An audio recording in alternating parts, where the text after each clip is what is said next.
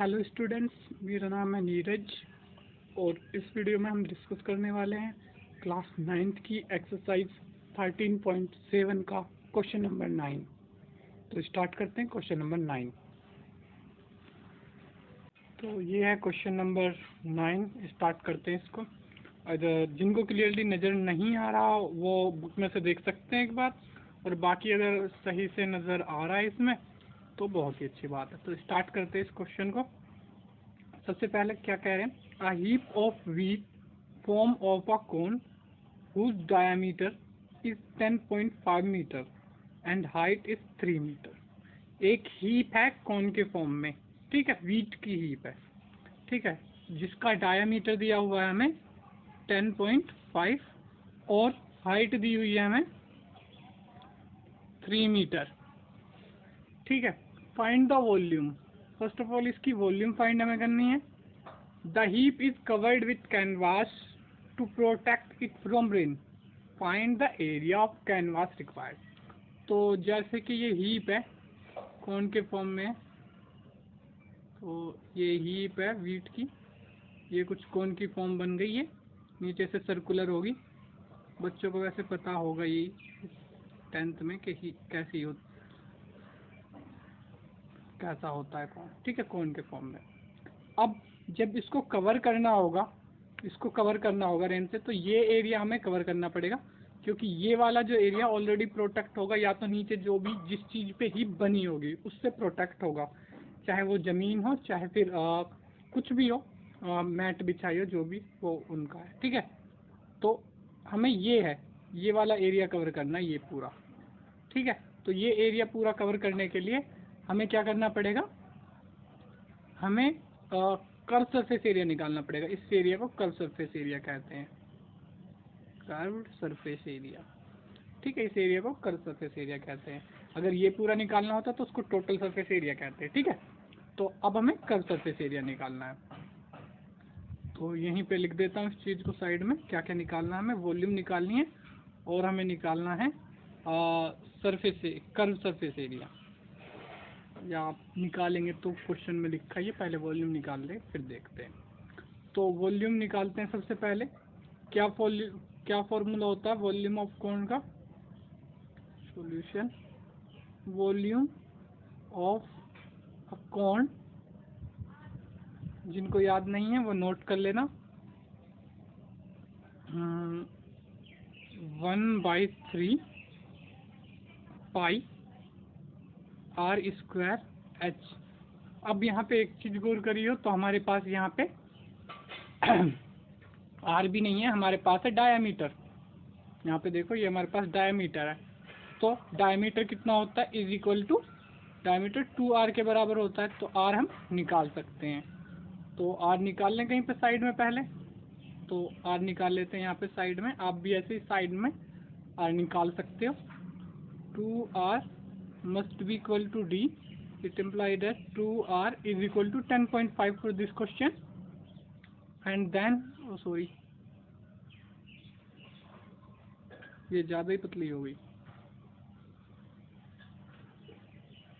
and then r must be equal to 10.5 divided by 2, which is equal to 5.25,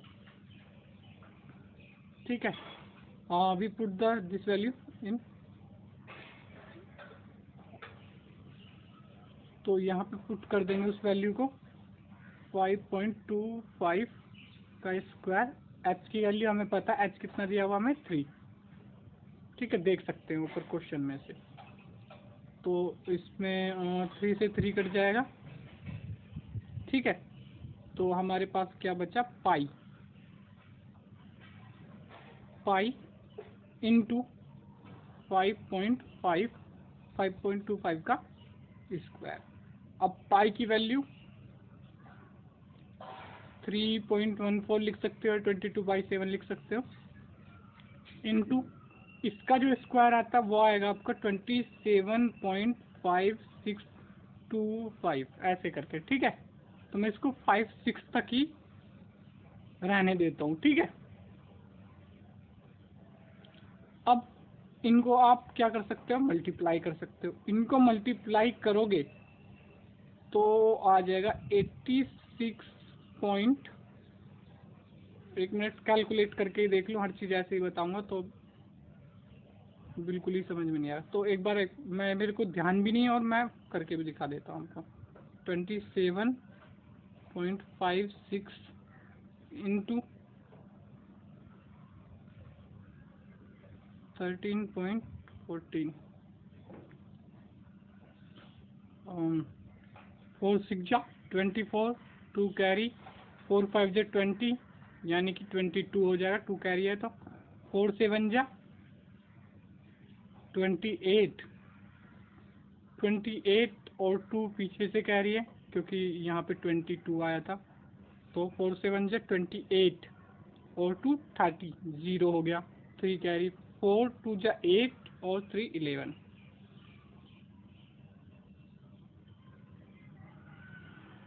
one time में सब उतने ही आ जाएंगे जितने हैं, 6 5 7 2। अब 3 टाइम में 3 6 जा 18, 3 5 जा, अगर दिख नहीं रहा है तो नीचे कर लो, 3 5 जा 15 और 1 16,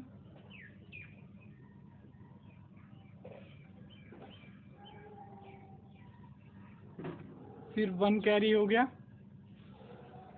3 7 जा 21 और 1 22, 2 कैरी हो गया, 3 2 जा 6 और 2 8। तो इनको ऐड कर लो अब, 4 8 13, 1 कैरी 8 और 6 14 15 और 15 और ये आ गया आपका 5 और 1 6 और ये आ गया 8। पॉइंट कितने के बाद लगेगा ये देख लेते हैं, 2 यहाँ पे पॉइंट के बाद और 2 यहाँ पे, तो यानी कि पॉइंट लग जाएगा 1 2 3 4 यहाँ पे, यानी कि आंसर आ गया 80.653। बुक से एक बार आंसर मैच कर लेना, 5 3, ठीक है। मीटर क्यूब में होती है वॉल्यूम, तो इसको यहाँ पे मीटर क्यूब में लिखेंगे, ठीक है। अब ये हो गई हमारी वॉल्यूम। और क्या पूछा है, ये मैंने बता ही दिया था कि जो ये वाली चीज़ है कर्व सरफेस, वो हीप को कवर्ड करने के लिए जो कैनवास की जरूरत होगी उसका एरिया उसके कर्व सरफेस एरिया के बराबर होगा, तो इसका कर्व सरफेस एरिया निकालना पड़ेगा। तो एक बार देख लेते हैं कर्व सरफेस एरिया का फॉर्मूला, या कर्व क्या सरफेस एरिया ही लिख दो, नहीं कर्व सरफेस एरिया निकाल, curve surface area, surface area of cone is equal to pi r l, which is pi l निकालना पड़ेगा इसके लिए हमें, ठीक है। तब सिर्फ ये फॉर्मूला होता है और एल हमें पता नहीं है तो एल निकालना पड़ेगा। बाकी जैसे कि आपको पता ही है एल का फॉर्मूला क्या होता है, l square must be equal to r square plus h square. तो आर स्क्वायर हमने निकाल भी रखा है वैसे, तो आर की जगह पे 5.25 का स्क्वायर जो कि निकाल रखा हमने पहले ही, और एच का स्क्वायर 3 का स्क्वायर, ये ऑलमोस्ट याद होता है तो यहाँ पे मैं कोई कैलकुलेशन नहीं करवाऊँगा। तो ये हो जाएगा निकाल रखा 27.56 प्लस 3 3 जा 9, ये 9 दोनों मिला के हो जाएंगे ये कुछ 36.56, ठीक है, which is equal to l square. तो एल आ जाएगा, l is equal to root 36.56, जो लगभग आएगा वैसे तो 6.046 के आसपास, पर इसको मान के चलेंगे हम 6.05 के बराबर, ये मान के चलेंगे, ठीक है। क्योंकि वो फिर लंबा पीछे भी और बहुत कुछ आ रहा है, उसको भी मान के क्या करेंगे फिर, क्योंकि यहाँ पे देखो, यहाँ पे 6 है तो इसको 5 ही मान लेते हैं। तो अब निकालते हैं curve surface area of cone, curved surface area of cone is equal to pi r l. अब पाई और आर एल की वैल्यू हमें पता है, पाई की वैल्यू पाई रख लो अभी, तो आर की वैल्यू 5.25, एल की वैल्यू क्या रखें 6.05।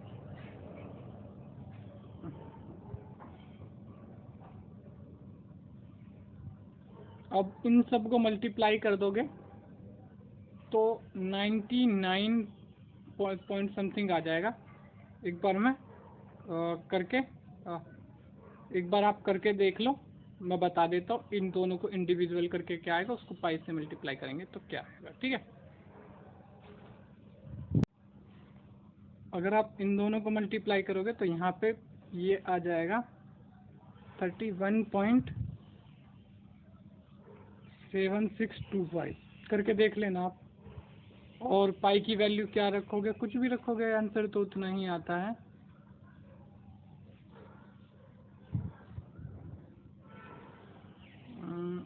ये आ गया आपका, इन दोनों को मल्टीप्लाई कर दोगे, कैलकुलेटर से कर लेना, आप कैलकुलेटर से मत करना, खुद प्रैक्टिस करके देखना, ठीक है। तो ये आ जाएगा 99.76 आएगा, शायद 76 मीटर क्यूब। वैसे पॉइंट के इनसे ज़्यादा इतना फ़र्क नहीं पड़ता है, ठीक है। ये हमारा आंसर आ जाएगा, ठीक है। एक बार मैं भी रीचेक कर लेता हूँ जो मैंने करवाए आपको सही है कि नहीं।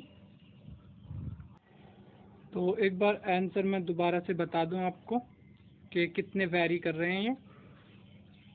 तो ये जो आ रहा है बुक में जो दिया हुआ है 9.83 समथिंग दिया हुआ है, ठीक है। तो इतना ज़्यादा ये इधर उधर नहीं माना जाएगा, ये भी करेक्ट ही है, ठीक है। वो वैल्यूज़ इतनी अगर एंड तक लिखोगे आप तो वही आ जाएगा, उसमें कोई दिक्कत नहीं है, ठीक है।